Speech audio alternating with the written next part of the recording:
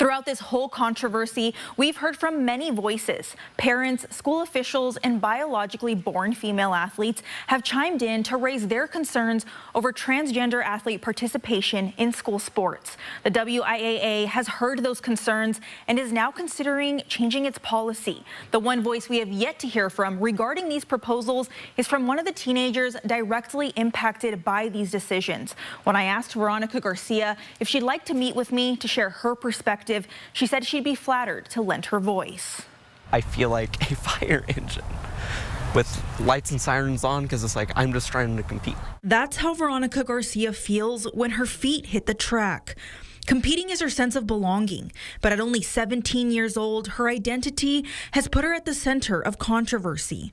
Verónica is transgender and joined the East Valley High School girls team in 2023. I felt like it was right, I guess, because realistically, if I'm gonna start, living my life as a woman, it would make more sense to compete on the women's team, but also for my own safety if I remained on the boys' team.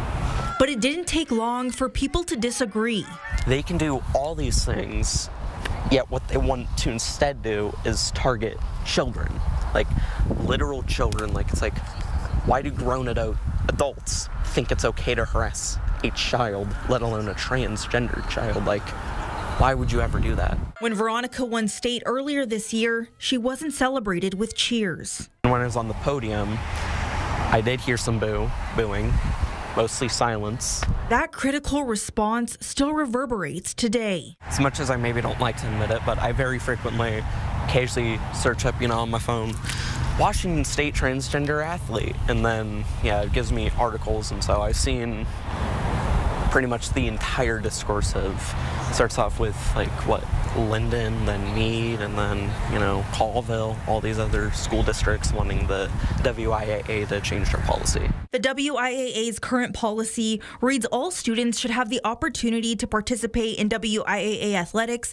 and/or activities in a manner that is consistent with their gender identity, meaning if the student identifies as a girl, they can compete with the girls. People in the community have gathered to raise concerns over how this could be considered fair competition.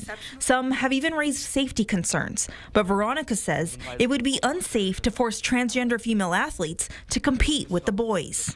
That could also technically lead to injury at the same time, but at the same time it could also lead to certain situations such as the male athletes getting touchy with the transgender female athlete, which could obviously cause, a whole host of problems.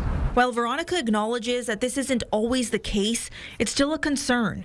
After hearing what the community has had to say, the WIAA is now proposing to limit girls' sports to only students assigned female at birth. It's just segregation. It's discriminatory.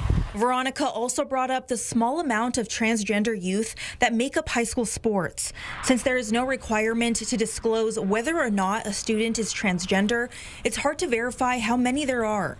But in a study done by the CDC, it found that just over 3% of U.S. high school students identify as transgender.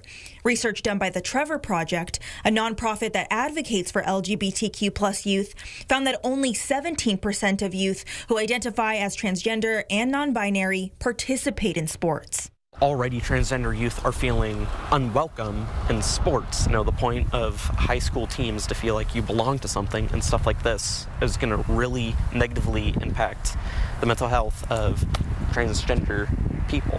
The WIAA is also suggesting an open division in which all students can participate. Realistically, who is willingly wanting to join an open division?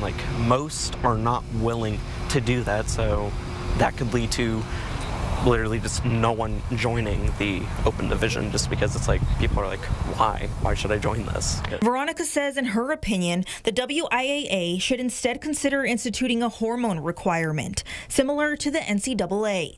But it's now a waiting game to see how the WIAA will proceed. So as Verónica stares out onto a track field, she's left to wonder if other students, like herself, will be left out in the cold in years to come.